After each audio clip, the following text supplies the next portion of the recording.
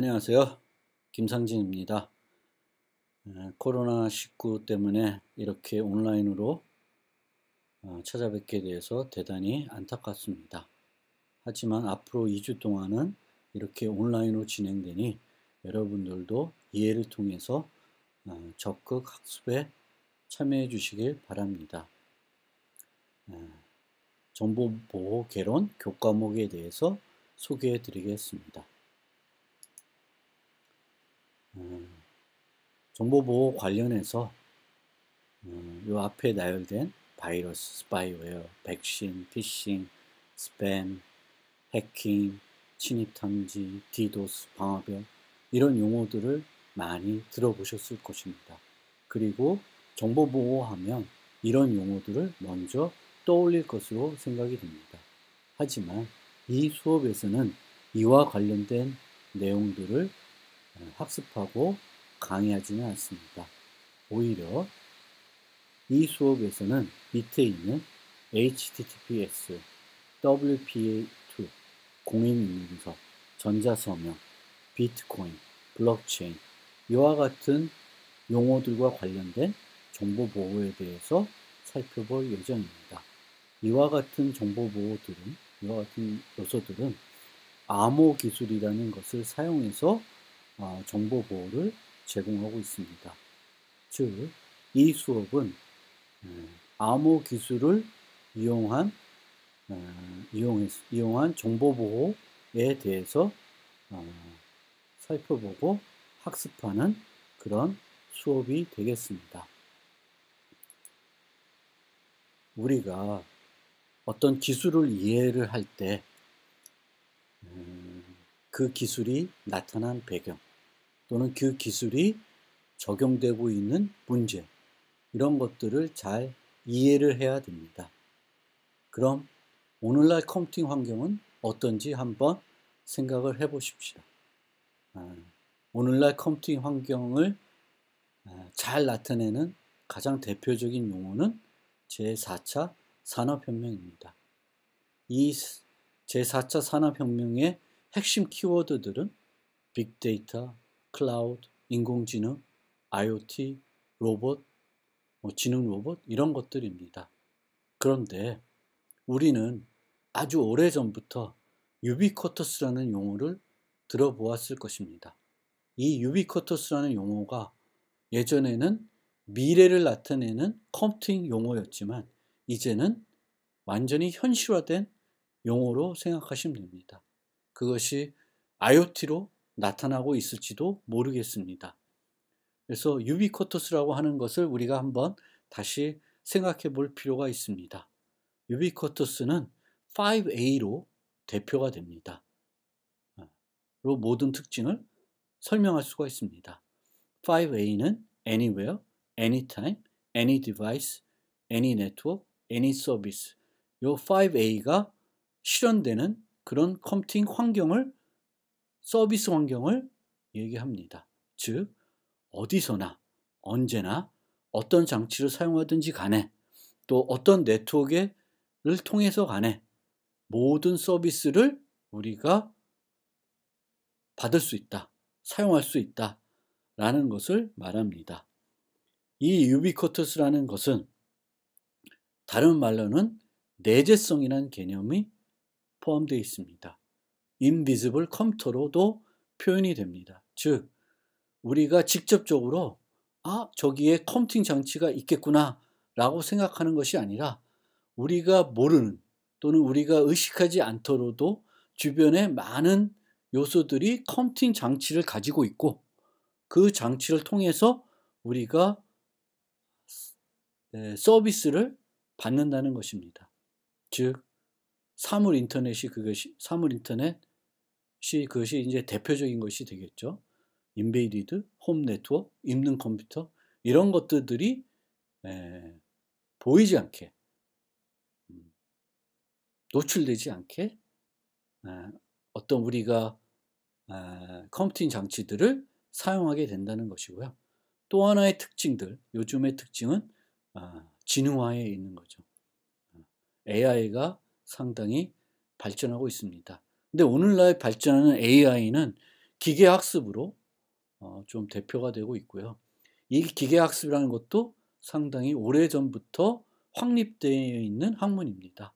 그런데 올라와서 이게 각광을 받는 이유는 그만큼 기계학습을 할 수 있을 정도의 데이터, 빅데이터, 데이터들이 많이 축적되어 있고 또 그 데이터들을 처리할 수 있는 컴퓨팅 파워가 생겨나기 있기 때문에 그렇습니다. 그 기계학습이 아니더라도 우리는 이제는 많은 지능화된 서비스들을 문맥에 맞는 서비스들을 누리고 아마 받아올 것으로 예측이 되고 있습니다. 그래서 이런 환경에서 우리가 정보보호를 생각해야 됩니다. 또 하나 요즘을 또 대표하는 핵심 키워드 중에 하나는 융합입니다. 우리 학교에는 융합학과라는 것도 생겼죠. 그래서 융합이라는 것은 기존에는 다른 학문에 속해 있던 것들이 합쳐진다는 개념으로 생각하시면 됩니다. 그래서 방송과 IT 기술이 융합한다든지 차량과 IT 기술이 융합한다든지 이런 것들이 대표적으로 우리가 볼 수 있는 것들이죠. 접할 수 있는 것들이고요. 그래서 더 이상 이제는 학문의 경계가 모호해졌습니다. 자동차만 하더라도 예전에는 기계공학의 전유물이었는데 이것이 점점 전자과 쪽으로 넘어갔고 이제는 우리 컴퓨터 공학 쪽으로 넘어오고 있다고 보셔도 됩니다. 즉 자동차의 그 안에 동작하는 50%가 소프트웨어, 50% 이상이 소프트웨어로 동작한다고 합니다. 점점 전기차가 보편화되면 더 기계적인 요소보다 소프트웨어적인 요소가 더 많이 확대될 것으로 생각이 됩니다. 어쨌든 우리가 컴퓨팅 기술을 이해하려면 그 기술이 해결하고자 하는 문제들 또 그것이 돌아가는 환경에 대해서 정확하게 이해하고 기술을 이해할 필요가 있습니다. 정보보호도 마찬가지입니다. 그리고 이와 같은 발전된 4차 산업혁명 시대에서는 정보와 역기능이 더 심각해지고 있습니다. 특히 개인 프라이버시가 더 많이 침해되고 있고 컴퓨터 환경에 대한 공격들이 더 용이해지고 있고 더 많은 컴퓨터들이 또는 더 많은 장치들이 연결되어 있다 보니까 그것의 피해가 더 커지고 전파 속도도 빨라지고 있습니다. 이런 면들을 우리가 이해하면서 정보보호에 대해서 이해하고 학습할 필요가 있습니다. 정보보호 분야도 앞서 그 용어에서 살펴봤듯이 내부적으로 보면 매우 광범위한 범위를 가지고 있습니다. 저는 그래서 정보보호 분야를 크게 5가지 분야로 나누어 보고 있습니다. 첫 번째는 프로그램 보안입니다. 프로그램 보안은 공격자가 활용할 수 있는 허점이 없도록 소프트웨어를 구현하는 기술 또는 기존 소프트웨어의 허점을 발견하는 기술을 우리가 프로그램 보안이라고 할 수 있습니다. 특히 공격자가 활용할 수 있는 허점이 없도록 소프트웨어를 구현하는 기술을 다른 말로 방어 프로그래밍, 안전 프로그래밍, 영어로는 디펜시브 프로그래밍, 스큐어 프로그래밍이라는 용어로 불려지고 있습니다. 그래서 우리가 개발자라고 하면 이제는 더 이상 기능만 완벽하게 만들어야 되는 것이 아니라 그렇게 만들어진 소프트웨어가 다양하게 공격자들이 활용을 해가지고 그 기능들이 악용되거나 그 소프트웨어가 허점이 있어서 그 소프트웨어가 설치된 시스템에 허점이 생기면 허점이 생기면 곤란해지는 그런 문제가 생깁니다. 따라서 일반 개발자들도 더 이상 기능 구현에만 초점을 둘 것이 아니라 방어 프로그래밍, 안전 프로그래밍을 통해서 자신들이 만드는 소프트웨어가 그 소프트웨어가 돌아가는 그 컴퓨팅 환경에 피해를 주지 않도록 해야 되는 그런 의무까지 가지게 되겠습니다. 그 다음 분야는 시스템 보안 분야입니다. 시스템 보안 분야는 공격자가 활용할 수 있는 컴퓨터 시스템의 허점을 발견하는 기술입니다. 시스템 보안이라고 하는 것은 공격자가 어떤 컴퓨팅 시스템에 침입하는 것을 막거나 방어하거나 대처하는 그런 분야를 생각하시면 되겠습니다. 그 다음에 네트워크 보안 분야는 네트워크로 교환되는 메시지들을 분석해서 공격에 대응하는 기술이고요. 통신 프로토콜의 보호도 네트워크 보안에 포함된다고 볼 수 있습니다. 그 다음은 응용 보안입니다. 응용 보안은 각종 응용에서 요구되는 그 요구사항들을 충족시키기 위해서 사용되는 기술이 되겠습니다. 인터넷 웹 서비스 같은 경우도 브라우저와 서버 간의 통신을 보호하기 위해서 HTTP, 일반 HTTP가 아니라 HTTPS를 사용하고 있습니다.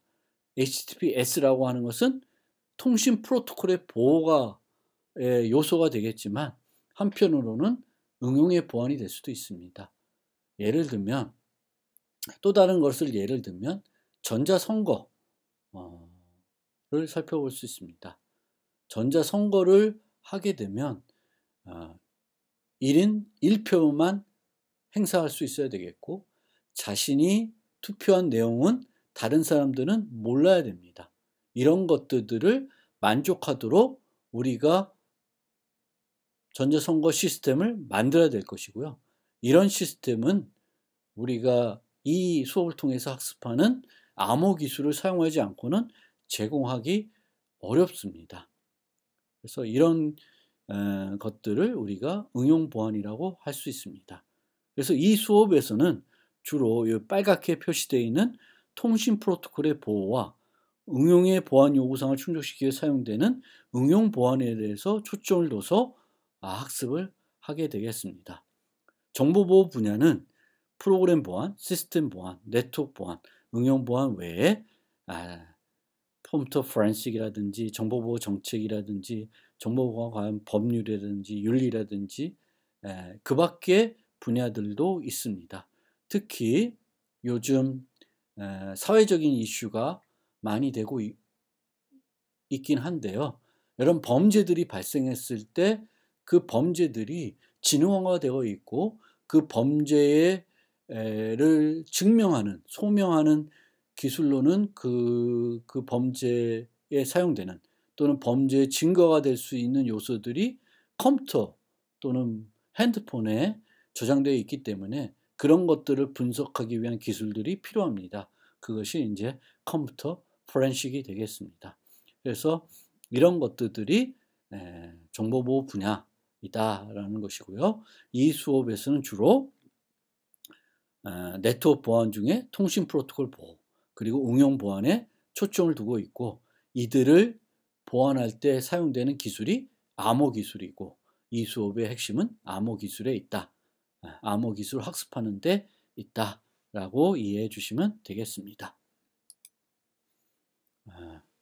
4대 정보보호 서비스에 대해서 좀 살펴보면서 암호 기술이 이 정보보호 서비스에 매우 중요하다라는 것을 좀 말씀드리고자 합니다. 4대 정보보호 서비스라고 얘기하면은 비밀성, 무결성, 인증, 가용성을 들게 되겠습니다. 보통 3 트라이애드, 제일 중요한 3가지 요소 하면은 비밀성, 무결성, 가용성 이렇게 얘기도 하게 되겠습니다. 그리고 크게 4대 정보보호서 있으면 인증까지 포함이 됩니다. 그래서 비밀성이라는 것은 인가된 사용자들만 데이터의 내용을 볼 수 있도록 해주는 서비스가 되겠죠. 그래서 우리가 웹 서비스에 로그인할 때 우리의 계정명과 패스워드를 암호화해서 교환합니다. 이것은 왜 그렇게 하냐면 비밀성을 보장하기 위해서 이렇게 하는 거죠. 다른 사람들은 다른 사람의 패스워드를 알 수 없도록 하는 것입니다. 이게 비밀성이 되겠고요. 무결성은 비인가된 데이터의 변경을 발견할 수 있도록 해주는 서비스입니다. 무결성은 우리가 막을 수는 없습니다. 즉 디지털 데이터는 누구나 접근해서 쉽게 고칠 수 있습니다. 특히 통신으로 교환된 정보들은 누구나 접근하기가 쉽고 수정하기가 용이합니다. 그래서 우리가 말하는 무결성 서비스는 특히 통신 메시지에 한해서는 메시지를 수신했을 때 이 메시지가 바뀌었는지 전송 과정에서 수정됐는지 확인할 수 있도록 해주는 서비스를 무결성 서비스라고 합니다.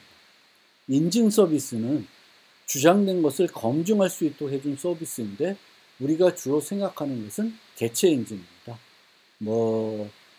ATM 기계에서 우리가 돈을 인출할 때도 내가 저 계정의 주인이다 라는 것을 핀 번호 또 내가 집어넣는 카드를 통해서 증명하고 있습니다.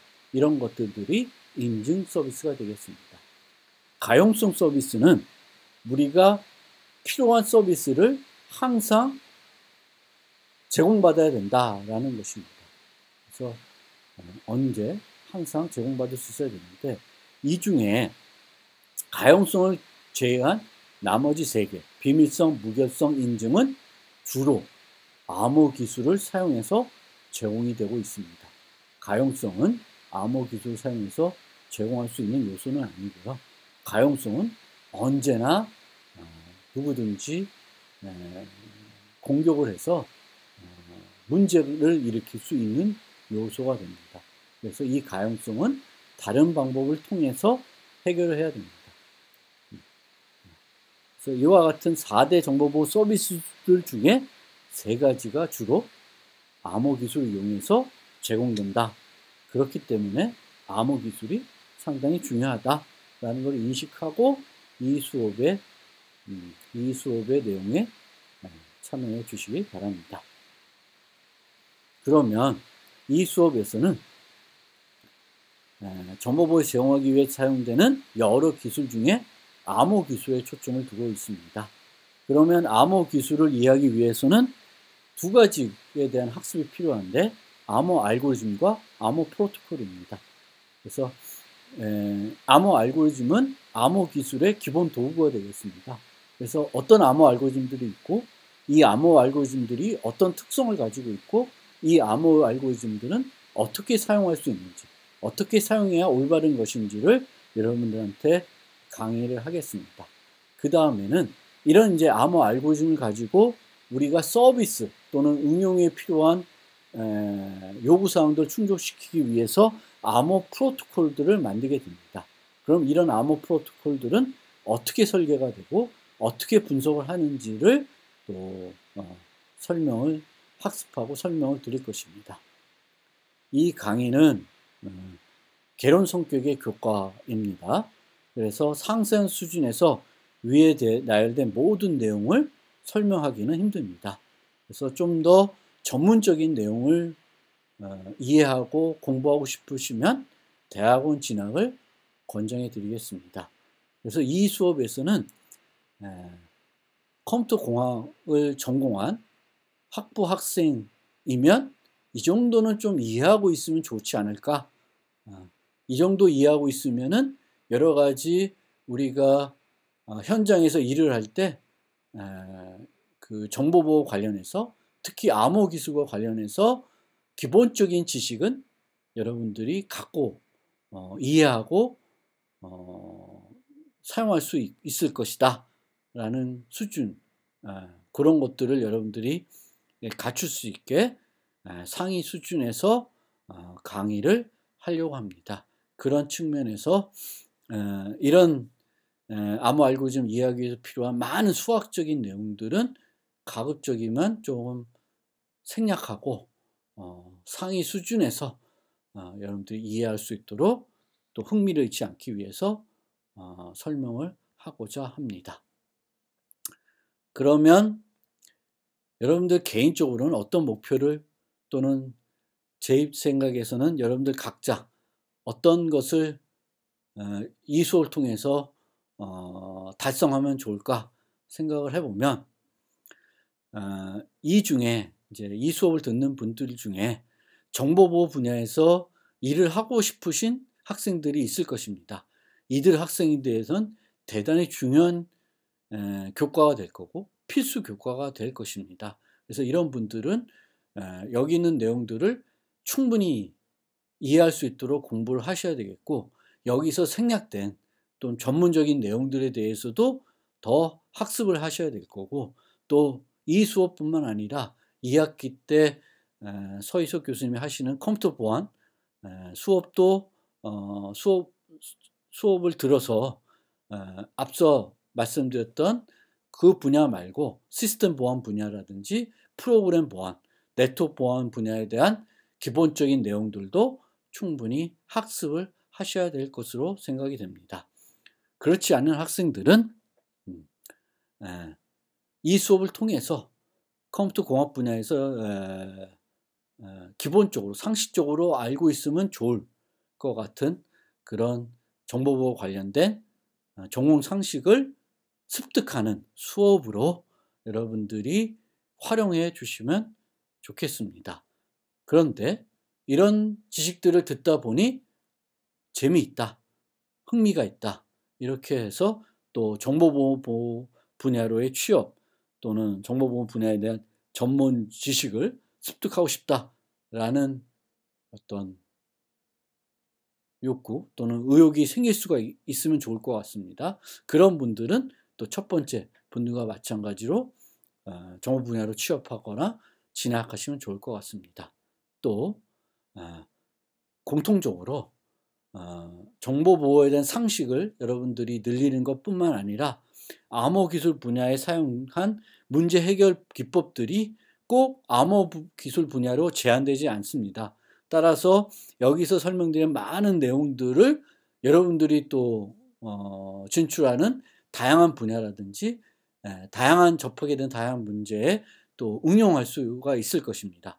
그런 측면에서도 이 수업에서 다루는 여러 가지 기술들, 해법들을 살펴보고 이 기법들이 다른 곳에서는 어떻게 응용될 수 있을지도 좀 생각해 보시면 좋을 것 같습니다. 그리고 이해하고 있으면 또 여러분들이 어떤 문제를 접했을 때, 이 문제는 요 수업에서 저 이야기를 할 때 나왔던 기법을 응용하면 이 분야에서도 어떤 좋은 해결책을 찾을 수 있을 거다라고 생각하시면 좋을 것 같습니다. 그래서 앞서 좀 다 설명드린 건데 다시 한번 강의 목표를 요약하면은 이 수업에서는 암호 기술을 바탕으로 정보보호 개념을 좀 이해해 주시면 좋을 것 같고요. 주어진 문제에 대한 보안 요구사항을 도출하는 능력을 기르시면 좋을 것 같고, 암호 기술의 기본 도구인 각 암호 알고리즘에 대한 기본적인 이해와 올바르게 활용할 수 있는 능력을 배양하게 될 것이고, 주어진 보안 요구사항을 해결하기 위해 사용되는 암호 기술을 이제 이해할 수 있을 것입니다. 특히 그 암호 프로토콜의 설계 능력과 분석 능력들을 기초적인 능력들을 기를 수가 있을 것입니다.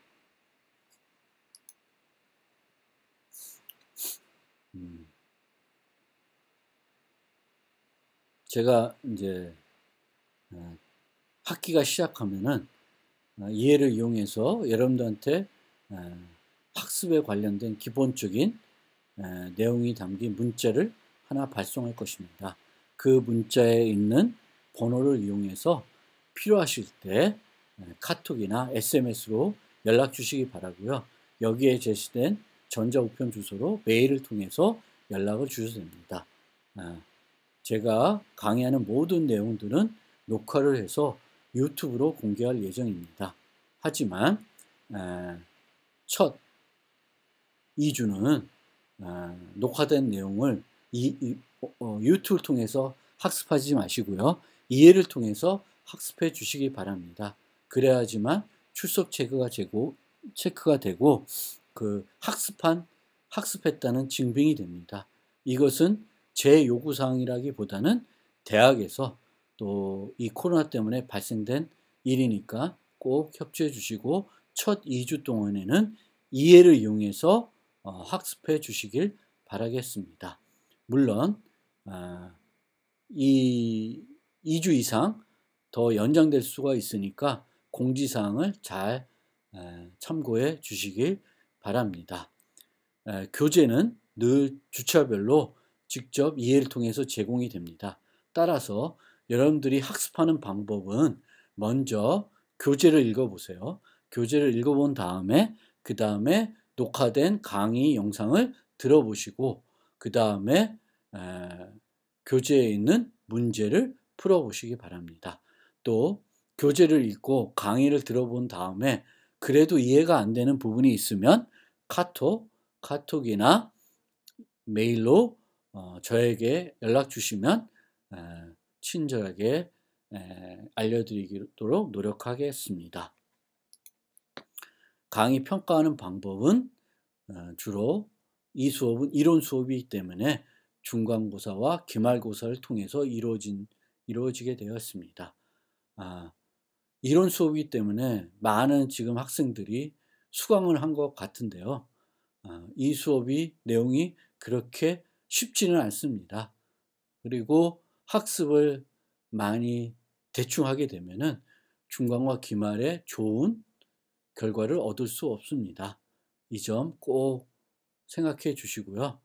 또 정보보호를 듣고자 하는 많은 학생들도 있기 때문에 한번 잘 생각을 해서 이 수업에 꼭 관심이 없으시면 수강을 철회해 주시면 또 이 수업에 관심 있지만 아직 수강을 못한 많은 학생들이 수강할 수 있는 기회를 할 수 있도록 양보해 주시면 대단히 고맙겠습니다.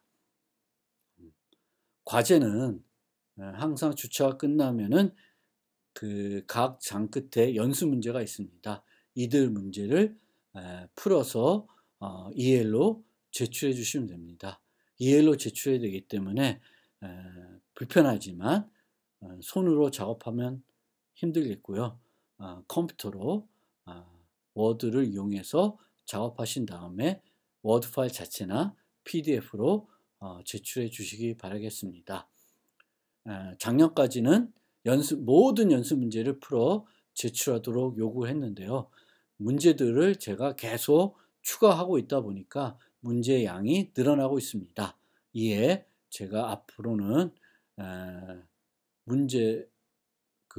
제출해야 될 문제 번호들을 알려드릴 예정입니다. 그러면 문제들을 제가 알려드리지 않았을 경우에는 모든 문제를 풀어 제출하시면 되고요.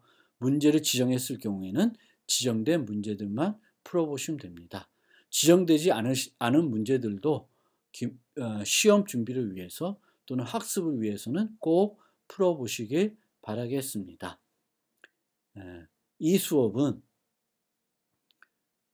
암호 프로토콜을 설명하게 되겠고 암호 프로토콜은 통신 프로토콜이기 때문에 데이터 통신, 컴퓨터 네트워크 내용을 이해하고 있으면 많은 도움이 되겠습니다. 특히 컴퓨터 네트워크는 필수 교과이기 때문에 다들 수업을 들었다고 생각을 하겠습니다. 오프라인 수업이 되면은 꼭 수업 시간에는 강의 노트, 슬라이드는 꼭 출력해서 참석해 주시길 바랍니다. 교재는 부교재들은 참고해 주시기 바라고요. 어쨌든 교재는 EL로 제가 직접 작성한 교재가 있으니까 그것을 이용해서 학습하시면 되겠습니다. 그리고 교재에 개선을 위해서 어떤 제한이 있거나 오타를 발견하시거나 이해가 안 되는 단락들이 있으면은 저한테 알려주시면 제가 개선하는 데 많은 도움이 되겠습니다. 강의 계획은 다음과 같습니다. 그래서 어떤 분들은 블록체인에 대해서 좀 관심이 많을 텐데요. 블록체인은 강의 후반부에 설명을 드리니 이 점 이해해 주시고 수업에 참여해 주시면 되겠고요. 블록체인을 이해하려면 블록체인에 들어간 암호 기술을 이해해야 됩니다. 그를 위해서는 앞부분을 먼저 이해하고 설명을 드리겠습니다. 그래서 이렇게 수업이 구성되니 참고해 주시기 바라고요.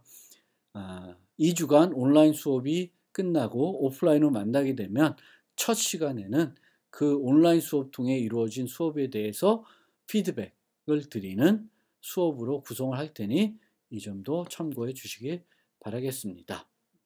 그럼 끝으로 암호 기술이 이런 것이다 라는 것을 맛보기를 드리기 위해서 한 가지 소개를 드리면서 교과목 소개를 끝내고자 합니다. 동전 던지기를 한번 생각해 봅시다. 동전 던지기는 우리가 축구 시합을 할 때 맨 처음에 누가 성공을 할지 어떤 위치에서 공격할지 결정하기 위해서 동전 던지기를 합니다. 다른 경우에도 동전 던지는 경우가 많이 있습니다. 그런데 동전 던지기는 모든 사람들이 이해 당사자 보는 앞에서 제3자가 신뢰할 수 있는 제3자가 던지는 것이 가장 올바른 동전 던지기 방법입니다. 이 동전 던지기 방법을 원격에서 할 수 있을까요? 앨리스와 밥은 컴퓨터로 연결돼서 두 사용자가 동전 던지기를 하고 싶습니다. 동전 던지기를 통해서 이따 점심을 만날 것인데 누가 밥값을 냈지 내기를 하고 싶습니다. 그런데 과연 안전하게 공정하게 동전 던지기를 할 수 있을까요? 서로 볼 수 없으니까 서로 믿을 수가 없고 서로 믿을 수 없으면은 동전 던지기를 하기 어렵습니다. 동전을 던진 주체는 항상 결과를 속일 수가 있습니다. 그래서 원격에서 동전 던지기를 하기 매우 어려울 것으로 생각할 수 있습니다.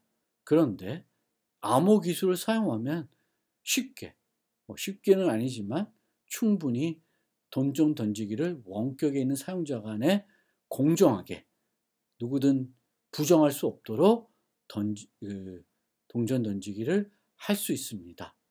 이 동전 던지기를 하기 위해서 필요한 것은 뭐냐 하면은 하나의 함수, 여기에는 매직 펑션이라고 좀 써놨는데 이 f라는 함수만 있으면은 원격에서 두 사용자가 안전하게 공정하게 동전 던지기를 할 수 있습니다.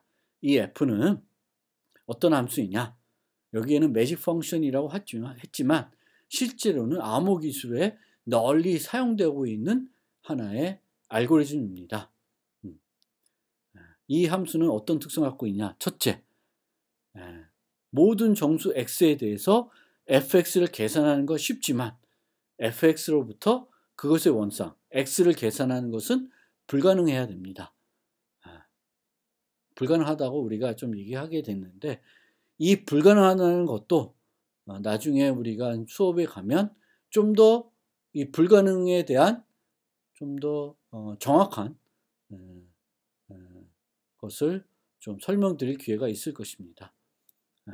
우선 오늘은 그냥 불가능하다라고만 생각을 하면 좋을 것 같고요.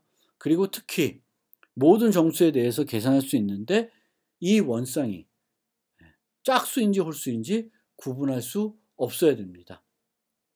어떤 수인지가 중요하기보다는 동전 던지기 때문에 우리가 중요한 것은 이 값이 3이다 라는 것이 아니라 이 값이 홀수냐 짝수냐 라는 것이 중요하게 되겠습니다.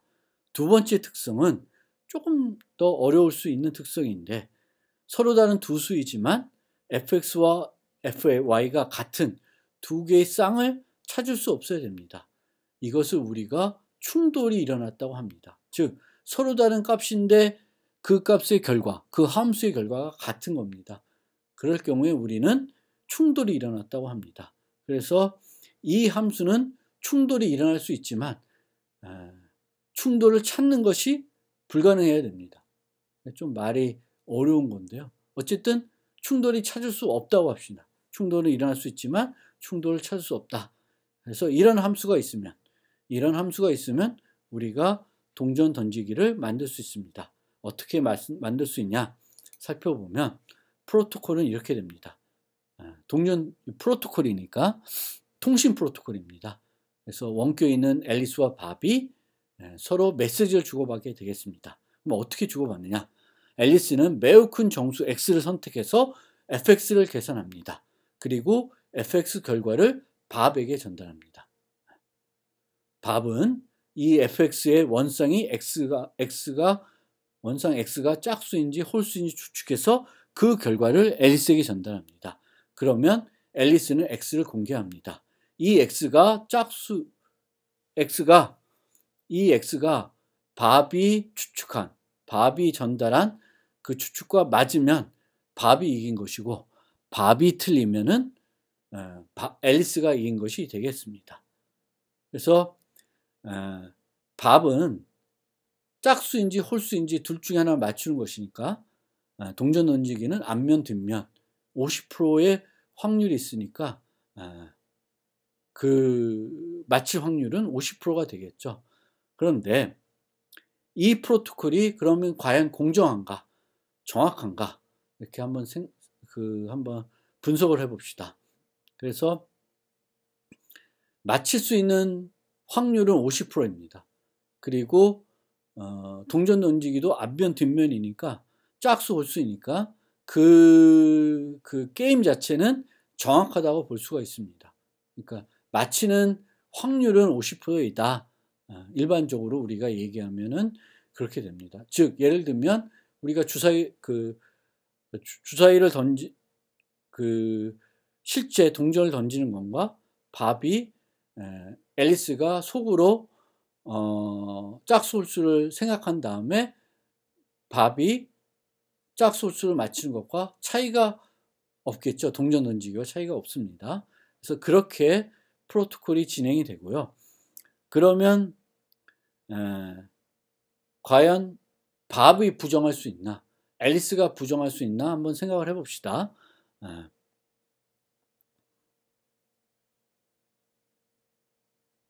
첫 번째, 밥 입장에서 한번 생각해 봅시다. 밥 입장에서.